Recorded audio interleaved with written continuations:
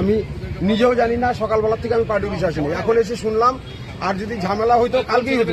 আমি যতক্ষণ ছিলাম ততক্ষণ অব্দি আমি বলছি যে আমরাও আগে 21-এ ওরা ক্ষমতায় ছিল, আমাদের পার্টি অফিস ভাঙে নাই, আমরা কেন তাদের ভাঙবো? তারা তাদের মতো রাজনীতি করবে। রাজনীতি করতে গেলে রাজনৈতিক বিরোধ থাকবেই, তার মানে এইটা না যে ভাঙচুর হবে। মানুষ তো একই, আমরা তো মানুষ, সবাই পাশাপাশি থাকবো, কেন হবে এটা? ওই সব ঝান্ডা খোল, কে লাগাইছে জানি না।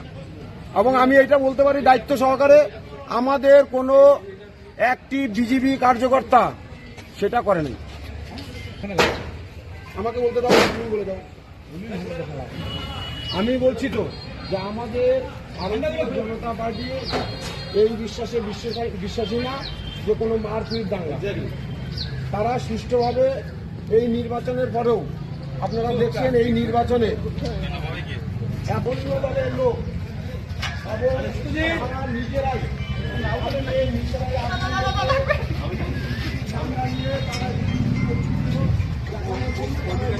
ওরাই করছে, ওরাই করছে।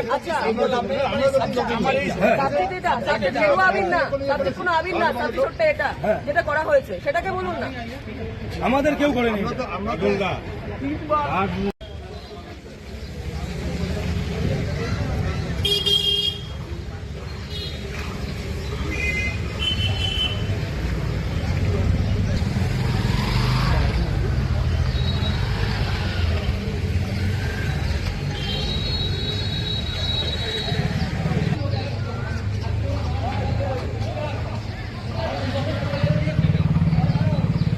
কি হয়েছে আজকে, ঘটনাটা কি হয়েছে? আজকের ঘটনাটা হচ্ছে 2টোর সময় আমার কাছে খবর আসে যে আমাদের 33 নম্বর ওয়ার্ডের যে তৃণমূল কংগ্রেসের দলীয় কার্যালয়, সেটা বিজেপি আশ্রিত যেটা গুন্ডা বাহিনী, সেই গুন্ডা বাহিনীর একটা হামলা হচ্ছে আমাদের 33 নম্বর ওয়ার্ডের পার্টি অফিস।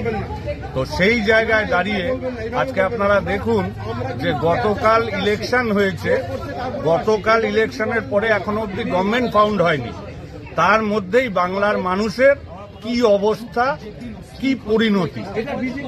আজকে আমাদের এই 33 নম্বর ওয়ার্ডের পার্টি অফিস দীর্ঘদিনের পার্টি অফিস, সেটা আপনারাও জানেন। পাশেই বিজেপির পার্টি অফিস, সেটাও আপনারা জানেন।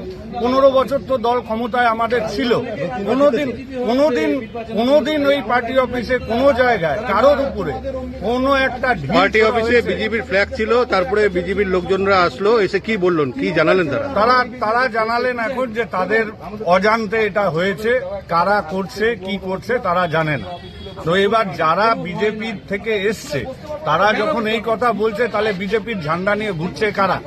এটা তো একটা প্রশ্ন জাগে না, এটা তো একটা প্রশ্ন জাগে যে যারা এখানকার দলীয় নেতৃত্ব, যারা জেলা নেতৃত্ব, যারা মন্ডল নেতৃত্ব। আমরা দেখলাম বিজেপির লোকজন এসে বিজেপির পতাকাটা খুলে নিল এবং তারা একটা বার্তা দিল। সেটা এখন দেখুন, এগুলো তো পাবলিক সিম্প্যাথি তারা নিবেই, এটা হচ্ছে পাবলিক সিম্প্যাথি না, আর কিছু। আপনার নাম?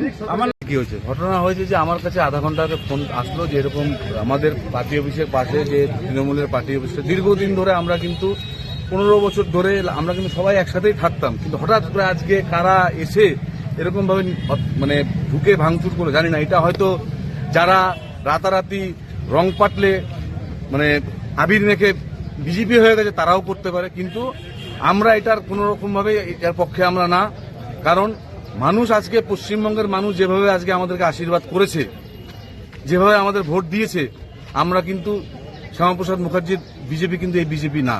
তো সুতরাং সকলের কাছে একটাই কথা, আমরা যে প্রতিশ্রুতি দিয়েছিলাম ভয় আউট ভরসাহীন, আমরা মানুষের সাথে আছি এবং আমার পাশের যে পার্টি অফিস সেটা আমাদেরই অফিস। সুতরাং আগামী দিনে এরকম কোনো কাণ্ড ঘটবে না, এটা আমরা দায়িত্ব সহকারে, আমি নিজে দায়িত্ব নিয়ে বলছি। দলীয় কর্মীদের কি নির্দেশ দিলেন? দলীয় কর্মীদের নির্দেশ দেওয়া হয়েছে এবার থেকে যদি এরকম কোন রকম ঘটনা ঘটে, তার দায় সম্পূর্ণ তার, লায়াবিলিটি সম্পূর্ণ তার, এই দায় দল কোনোভাবে নেবে না এবং যদি কোন রকম কেস করে সে নিজে তার কেসের দায়িত্ব নিজে নেবে।